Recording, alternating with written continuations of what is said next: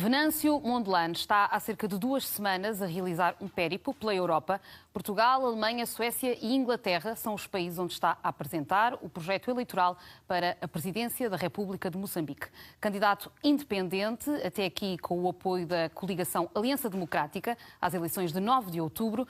Venâncio Mondlane está esta noite connosco no Causa e Efeito. Seja muito bem-vindo.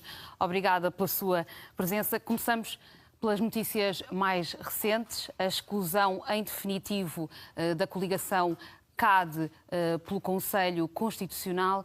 O que é que tem a dizer desta decisão? Bom, muito obrigado, Flávia. Obrigado, RTP, pela oportunidade. Olha, essa decisão, para mim, ela representa exatamente, definitivamente, o funeral da jurisprudência moçambicana, porque foram cometidos atropelos de todo o nível e, tendo em consideração que o Conselho Constitucional é, digamos, o último recurso, a última instância moral, ética, jurídica, jurisdicional do país, quando isto acontece, significa que, em definitivo, nós asfixiamos a democracia no país. E digo isto por 2 ou 3 razões simples. É que existem algumas regras muito básicas do direito, do mais elementar. Uma delas é que o Conselho Constitucional nunca se pode pronunciar ou apreciar um fato que nunca foi objeto ou de pedido ou de uma acusação. Portanto, o Conselho Constitucional deve tomar a sua decisão com base num dispositivo. Portanto, tem que haver alguém interessado em fazer um pedido ou fazer uma acusação. E a decisão que foi tomada pelo Conselho Constitucional, ela incidiu sobre uma deliberação da qual nunca houve pedido, nunca houve acusação. Portanto, o Conselho Constitucional foi anular uma deliberação que incidia sobre a etapa da inscrição da coligação e não propriamente da candidatura. E agora? Significa que é um erro, em matéria de direito, um erro tão crasso, tão básico, que isto demonstra de forma clara que o Conselho Constitucional, pura e simplesmente, executou ou formalizou um expediente mais político do que propriamente técnico. E agora vai avançar para as eleições presidenciais sem o apoio de nenhuma força política ou vai procurar esse apoio junto de outros partidos? Olha, eu estou neste périplo pela Europa. Em princípio, eu já estarei em Maputo já no domingo. E no domingo, a primeira ação política que eu vou ter é um encontro com aquilo que é o board da coligação e vamos lá debater sobre quais são os passos a seguir. Mas até este momento eu ainda permaneço como candidato presidencial às eleições de 9 de outubro. Mas coloca-se hipótese de concorrer sem o apoio de nenhuma força política? Não, quer dizer, isso não tem problemas nenhuns, né? Tanto mais que este termo que a gente costuma dizer, que este é o candidato da Frelimo ou da Renamo, não sei o quê, do seu ponto de vista jurídico não é, digamos assim, em termos estritos, não existem candidatos partidários. A nossa Constituição e a lei eleitoral, ele impõe como condição apenas subscritores de uma candidatura que a nossa lei impõe que são 10.000 assinaturas. Na verdade, o candidato presidencial, ele é candidato das 10.000 pessoas que subscreveram o apoio à sua candidatura, e não partidos. Só que de forma convencionada, a gente diz que eu sou candidato da Frelimo, eu sou candidato da Renamo, ou da CAD, ou sei lá, de qualquer outra formação. Portanto, em rigor, o nosso quadro legal, constitucional em Moçambique, os candidatos são candidatos dos 10.000, 20.000 subscritores que sustentam a sua candidatura. Portanto, não existe impedimento legal nenhum para que eu não possa avançar com essa candidatura. Mas isso pode dificultar a relação do Presidente da República com a Assembleia da República? Pergunto-lhe se concorrer e, hipoteticamente, se vencer as eleições como candidato independente, sem o apoio de nenhuma força política, como é que vai ser essa relação com a Assembleia da República, desde logo no exercício da formação do governo?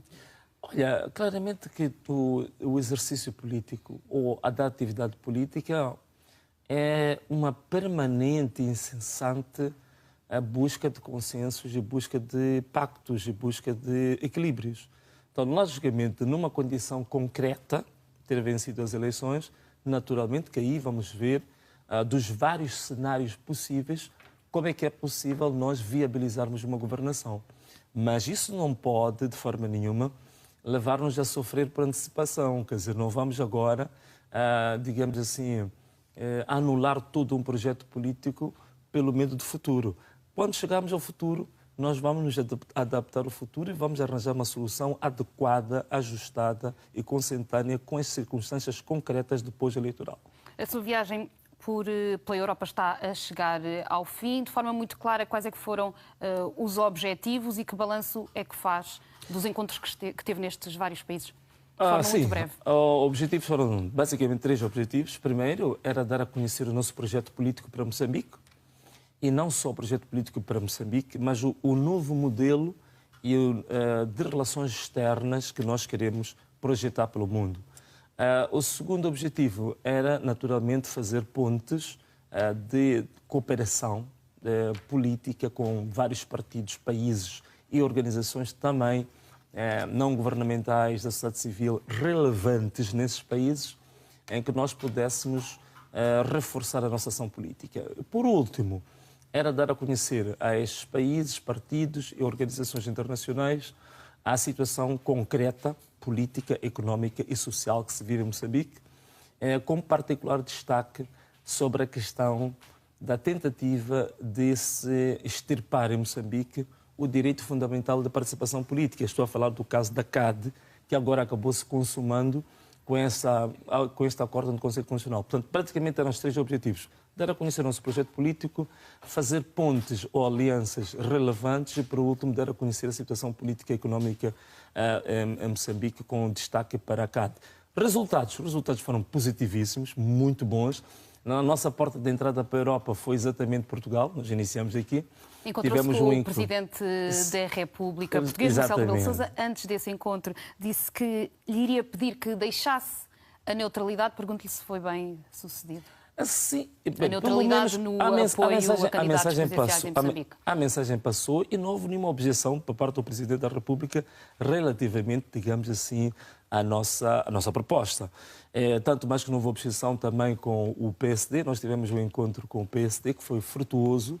Tivemos um encontro também com o CDS-PP. Tivemos um encontro também com o Chega, que levantou algumas questões, mas que agora eu acho que fica muito claro de que a nossa posição era uma posição de Estado.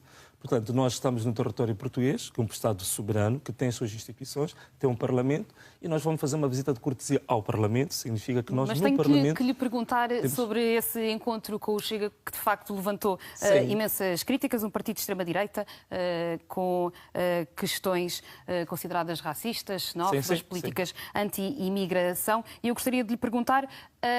onde é que o seu projeto eleitoral e os ideais deste partido se encontram, ou porque é que fez sentido este encontro também para si? Sim, Flávia, como eu tinha dito, nós tínhamos objetivos específicos aqui na Europa. O primeiro objetivo, apresentar o nosso projeto político. O segundo, criar condições para a cooperação de política, formação diplomática por aí fora.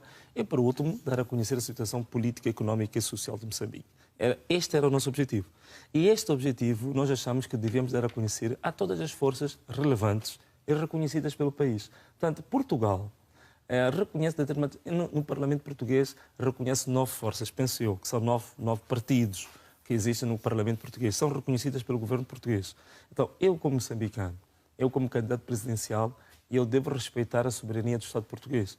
Significa que eu tenho que contactar de igual forma todas as forças políticas reconhecidas pelo Estado português. Portanto, o nosso objetivo era exatamente dar a conhecer estas 3 variáveis que eu aqui já expliquei. Portanto, isso significa, vai depender dos partidos, das organizações com quem nós lidamos, se elas aceitam ou não aquilo que eram os objetivos da CAD trazidos para Portugal. E, neste momento, todos os partidos com quem nós falamos não colocaram nenhuma objeção aos objetivos trazidos pela CAD. Agora, a situação concreta das questões ideológicas, projetos concretos de cada um desses partidos, eu acho que esse é um problema do Estado português e dos portugueses. E nós não nos imiscuímos nisso. O que nós estamos aqui a trazer, quais são os objetivos do Venâncio Mondlane como candidato e os objetivos da CAD. Estes objetivos, se estas organizações acatarem, pronunciarem sobre os objetivos nossos, nós não temos problemas absolutamente nenhuns e deixamos a questão portuguesa para os portugueses e para Portugal. Está confiante de que vai ser o próximo Presidente da República de Olha, Moçambique? Flávia, eu neste momento, se tivermos um jogo limpo, esperamos que seja o que aconteça, se tivermos um jogo limpo com respeito pela lei, respeito pela vontade popular, eu não tenho nenhum pejo em dizer de forma taxativa, clara e direta que eu ganho essas eleições de forma esmagadora e convincente. Veremos no próximo dia 9 de outubro. Venâncio Mondlane, muito obrigada pela sua presença neste Causa e Efeito. Obrigado.